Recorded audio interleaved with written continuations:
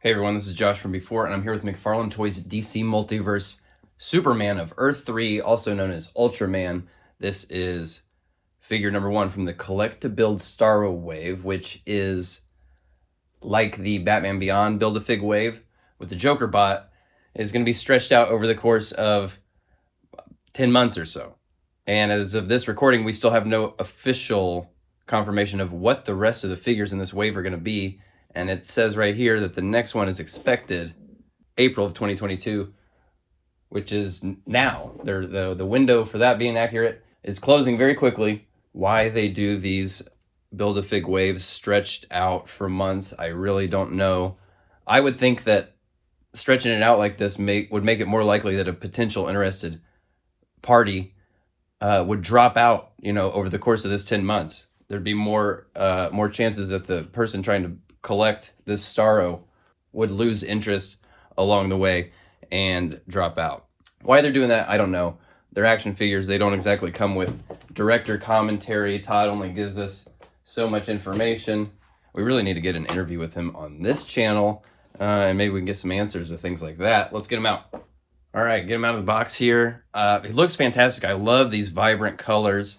He feels nice and tall compared to the infected body buck that we've seen used quite a few times, which is great. You can imagine a reworked version of this one down the line as a traditional Superman. Be great to see. Great looking head sculpt here. It's got a slight anime quality, which I think looks really good. I love the hair blowing. I love the glowing red eyes. That looks fantastic.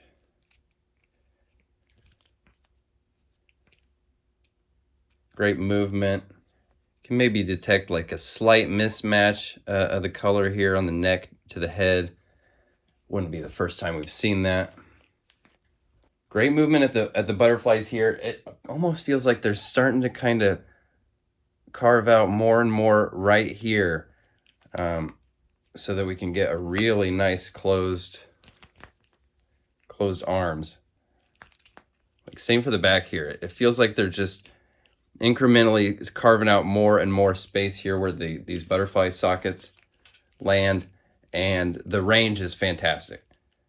Biceps maybe start to look a little gappy when you twist them like that. Double elbow, but man, this really hurts here. Oof. Huge gaps right there, right in the front. That hurts. I mean, compare that to the elbows of like the infected body. Whew. Woof. I don't know why they keep playing with this chunkier middle piece here at the elbow, but I don't think it works on these normal size figures. Maybe on the Build-A-Fig, but torso movement's all right. He's got a decent little forward movement there. Definitely way more that way, which is going to look great for flying.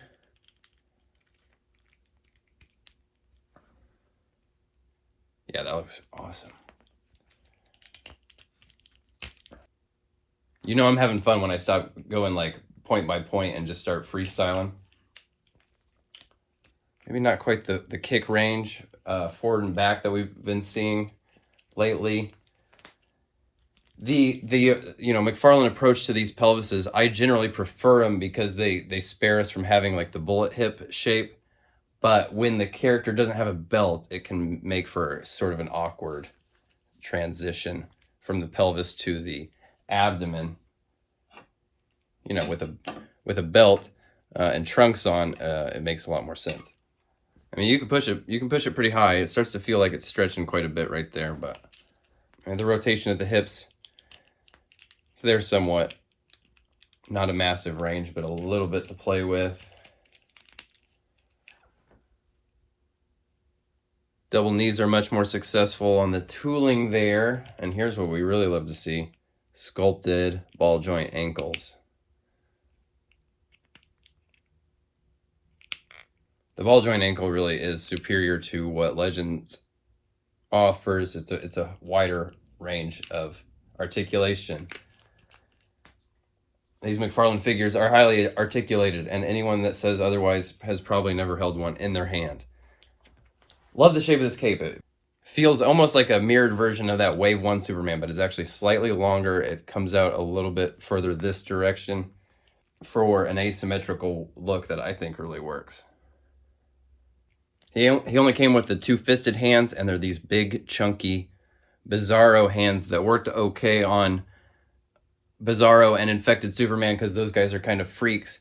But on someone like this, they just feel a little big. So I might try a hand swap here in just a moment. So I popped one of the fists off to try these more appropriately sized hands from the Wave 1 Superman. And of course, the peg here is like far too big to accept that fist. So if you want to do a kit bash here and put better size hands on this guy, you're gonna have to take the whole ball joint out. We got to check out this accessory. I will get the I'll wait to get the Starro Build-A-Fig piece out until we have more pieces, but for now we got to look at this amazing baby Starro. It's a soft rubbery material, clear pieces for the eyes there that have some creepy dimension to it, and then come around the back and there's tons of detail on here. I appreciate that there's still a wash even on the back side, although I do wish the teeth were painted. That would really be great. And the suckers on here. But I love all the detail on here. It looks amazing. I do hope we get more of these baby Starros with the rest of the wave, and I hope at least one that is the traditional wrap around the head Starro look. This goes around the chest here.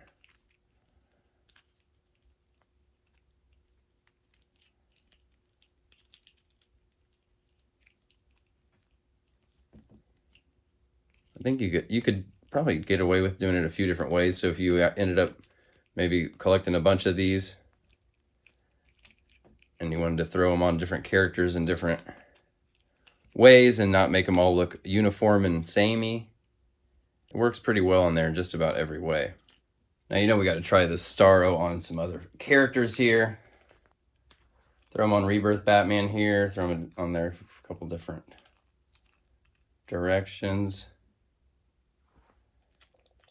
Throw them on Martian Manhunter.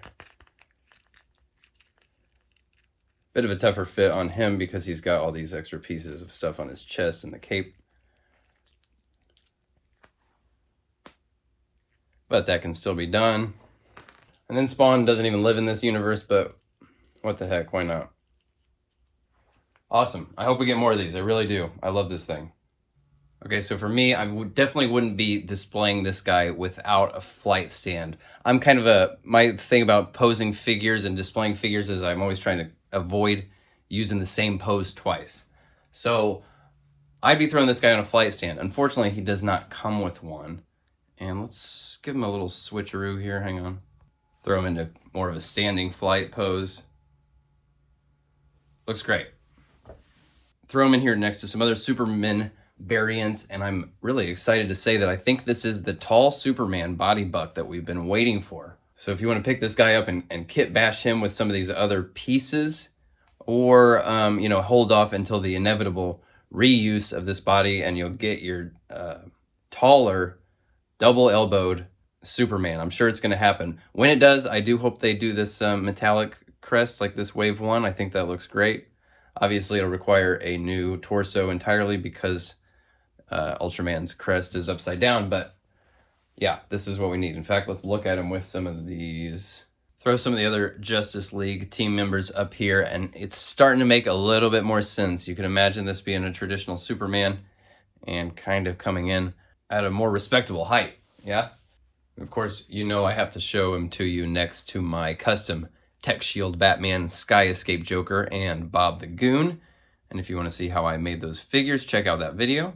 Throw them up here next to Zod and Zurin R Batman. And one more. Let's see him next to the Gold Label King Shark and Swamp Thing Mega Fig. So that is Ultraman. In many ways, he's essentially just a new Superman variant. And by that measure, he is probably my least anticipated from this wave overall. We've just We've seen plenty of figures now with blue spandex and a red cape. So it feels a little tired in that regard, but I mean, he's got one of the best multiverse accessories to date in this baby Starro. I hope we get more of those. You're going to need to pick them up if you want to get the Starro Build-A-Fig. So that is probably going to be making the decision for you. For me, I'm keeping this guy because he is a crucial component of the Starro Build-A-Fig. Otherwise, I'd be happy to wait for just a reuse of this body buck as a traditional Clark Kent. I think that'd be the best bet for me. So make up your own mind, but you got to get that Starro. You got to do it. So you know what to do. This guy's showing up at Target. I will talk to you all very soon. Thanks for watching. Bye.